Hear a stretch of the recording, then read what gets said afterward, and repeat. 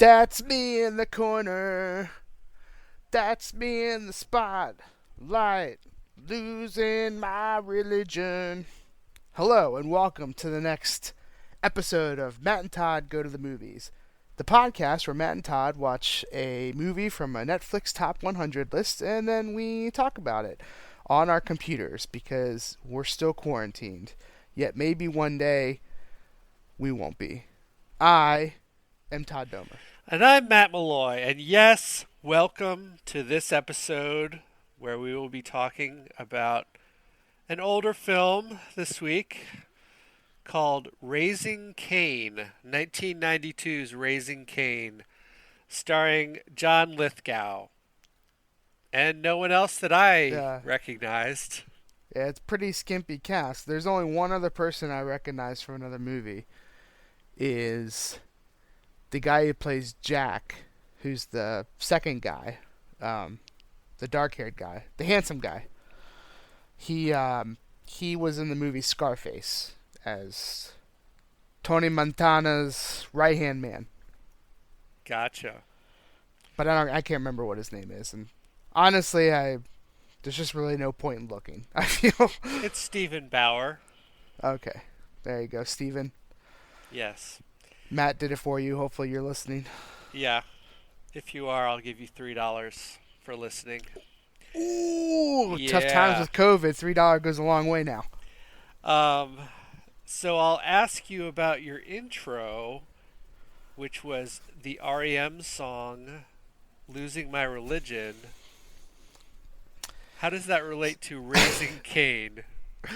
Well, in the quick time I thought of when that song popped in my head, the way I justified it was that song says the line losing my religion, and Cain is a religious figure in the old Bible. So that's my loose connection.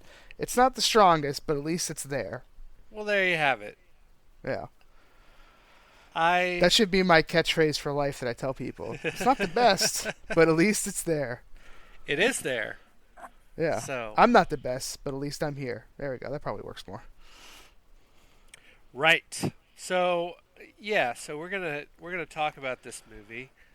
I think the only other famous person related to this movie is Brian De Palma, who wrote and directed the movie.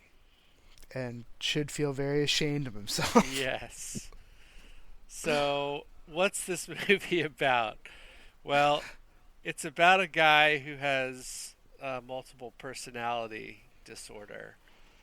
And he's trying to work with his father to collect children to do experiments on them, basically. Yes. To have a control group. Right. And the movie is about him doing that while people are trying to figure out what's going on, who are policemen and his wife and different people in the world of well, I guess his name is what, Carter. One of his personalities is his outwardly facing personality is called Carter. Yes. His guy who does the bad deeds is called Cain. But then there's also other characters who come out. Anyway, that's the heart of the movie. That's it in a nutshell. Oh man. So, what did you think of this fine film, Todd? Well, I'll just start by saying this is not a good movie by any stretch of the imagination. I feel like our loyal listeners will at least give me a little credit that sometimes, even though I'm frustrated, I might try to find the best that I can find in a movie, like by pointing out the acting, since I wasn't, that big of a fan of the movie or whatever. But this one, woo, it's gonna be really hard to find good things to say about this movie. I guess so. This movie's really weird to me because when I read the synopsis for the movie, because I had never heard of it when you said we were gonna watch it, so I read the synopsis, and the synopsis was kind of like it was like in a something about disappearing children or whatever. A woman, a psychiatrist's wife starts to think he might be in on it. So I was like, okay, this kind of thriller or whatever, or, like maybe a little like mind thinker, um, is coming our way. But the biggest disappointment of the movie happens in the first 3 minutes of the movie, which is where you find out that the psychiatrist is in on everything. Like, they don't even try to hide it. It's not even a mystery. It's like literally the first thing that happens. So most of the suspense just went out the door for me with that, because then it's like the secret of the movie, and it's the first thing that it's shown you.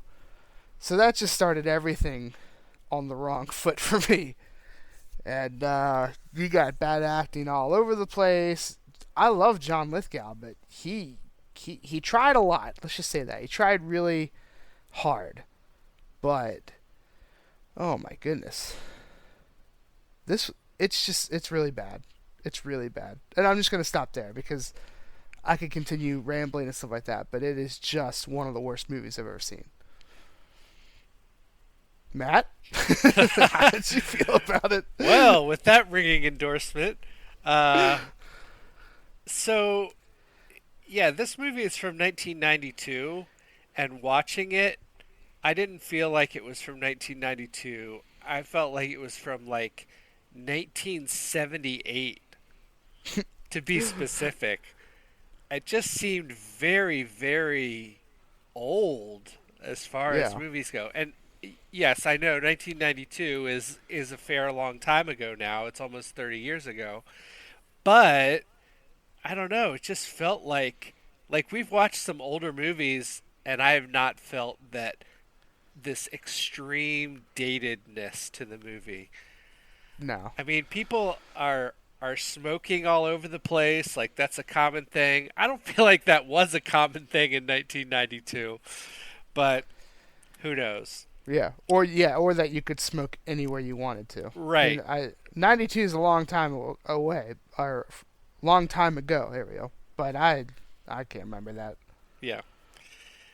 The other thing that was really kind of weird to me was the choice of camera shots. Like, there were some really close-up camera shots that I was just like, why did you do that? Why did you put the camera that close to that person at that time?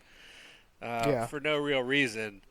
And they did it a lot. They did it a lot for Lithgow specifically. There we go. And you don't really see that today. I don't know. It was another thing that made it, to me, feel very dated as a movie.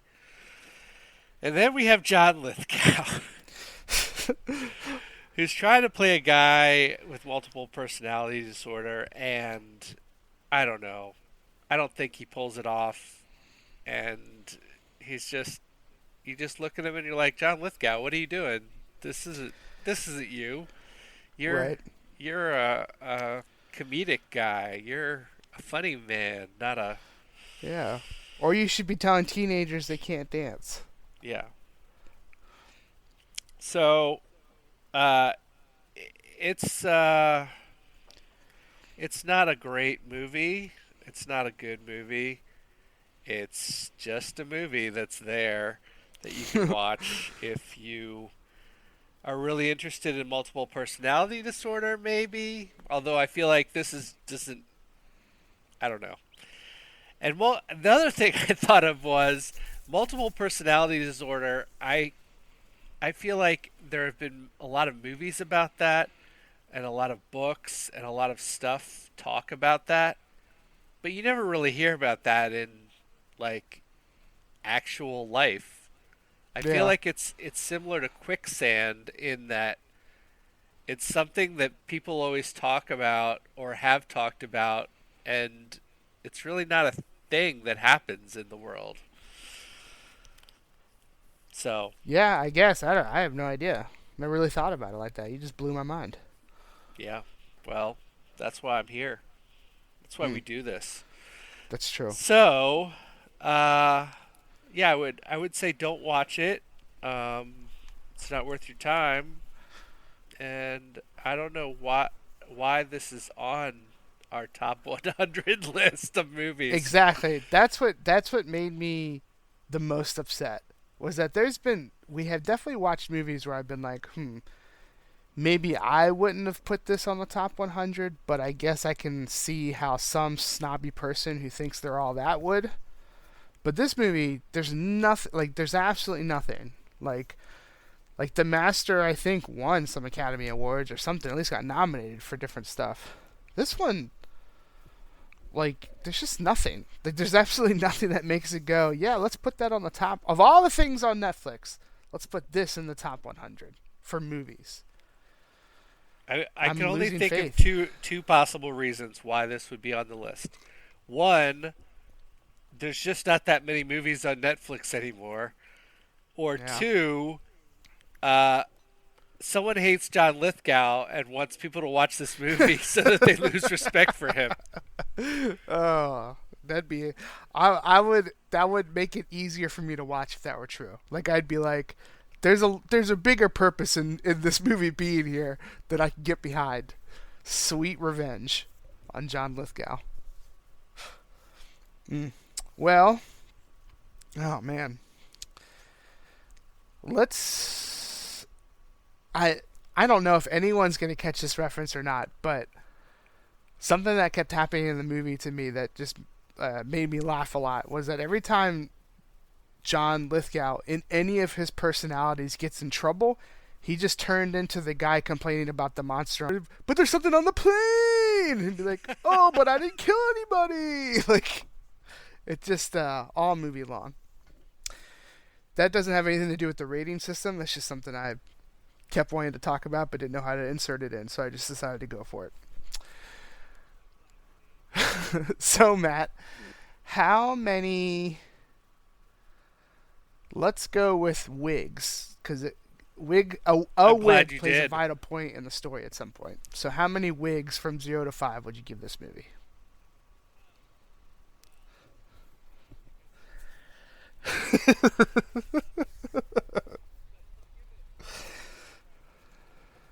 Oh, well, I don't think I'd give it any wigs from 0 to 5, but I'll give it a fraction of a wig. I'm gonna give it point 0.3 wigs.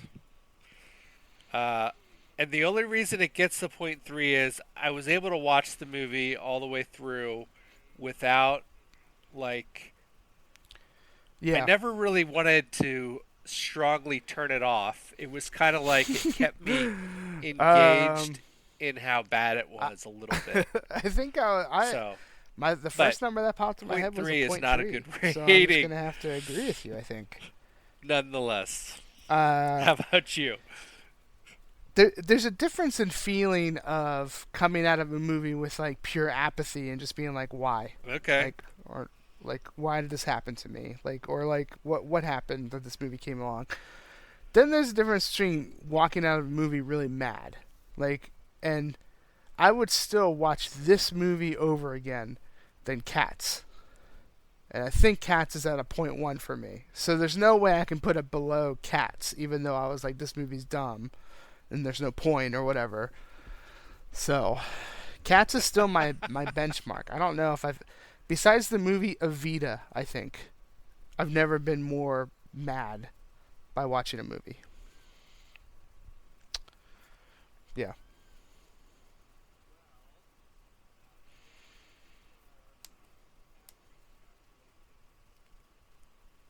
It's fair.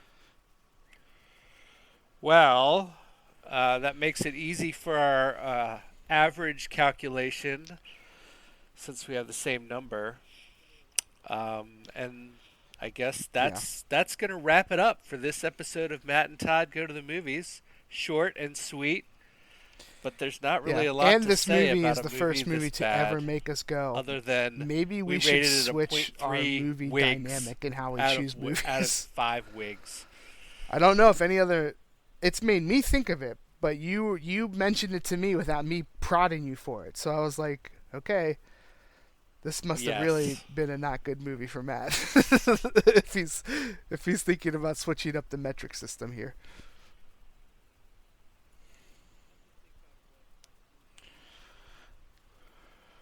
Yes. Yeah. Well, It's we'll have true. to think on what our new system may be, Maybe or it'll if we'll just just stick make with us this and appreciate the think we next got good one so much just a more few bad than we ones. We would have had a if few it was bad on its ones own. though with this system. So I don't know. Mm. Mm-hmm. Yeah, Yeah. that's what we do. There are definitely movies on the list that I'd like to see that I've never seen. That I've seen there, but it's all random. Gotta trust the randomness. Yes.